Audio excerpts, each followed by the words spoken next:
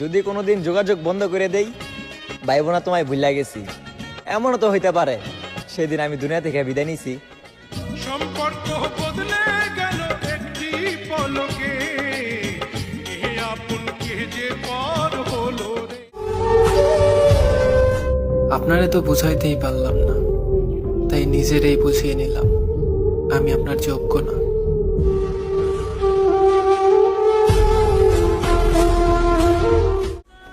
কষ্ট ছাড়া কেউ নষ্ট হয় না, আর আঘাত ছাড়া কেউ বদলেও যায় না। সময় কিছু কিছু সম্পর্ক শেষ করাও প্রয়োজন, সেটা অহংকারের জন্য নয়, আত্মসম্মানের জন্য।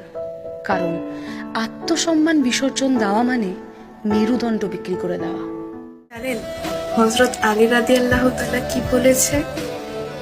কারো মনে ভালোবাসা জন্ম দিয়ে তাকে ছেড়ে দেওয়া আর তাকে মেরে ফেলা একই সমান।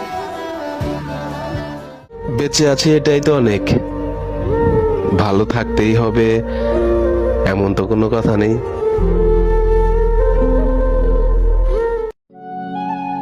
মানুষটার কথায় মায়া ছিল, হাসতে হাসতে কথা কইত, রুহুটা কাঁপাইয়া দিত, কখনো ধরাই যাইত না, এত সুন্দর করে অভিনয় করত।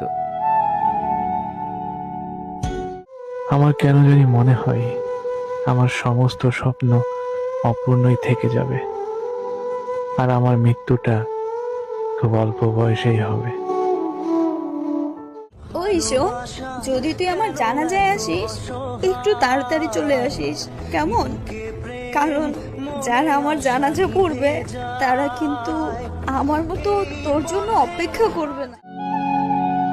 পাওয়ার জন্যই তো ভালোবাসছিলাম, মাঝপথে একা ছেড়ে দিলি, ভালো লাগতো না গিয়ে দূরে সরে থাকতি, আপন সে যা ক্ষতি করলি।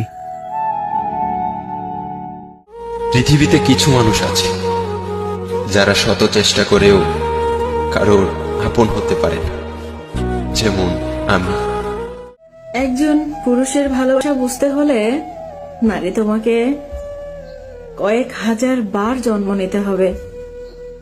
পুরুষ মানুষ খুব কঠিন ভাবে। তুমি কেন আমার চোখে আজ বেঈমান হইলা?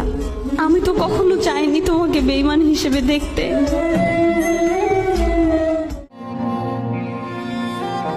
ছেলেরা ভালোবাসতে জানে না, এটা অনেক মেয়ের অভিযোগ, কিন্তু প্রত্যেকটা ছেলের জীবনে একটা মেয়ে এসে ভালোবাসা শিখিয়ে যায়।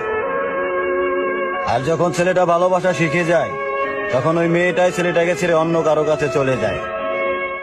বাবা মা ঠিক কথাই বলে, প্রেম ভালোবাসা করো না, কারণ বাবা মা জানে ভালোবাসা জিতলে জীবন আর হারালে মরণ।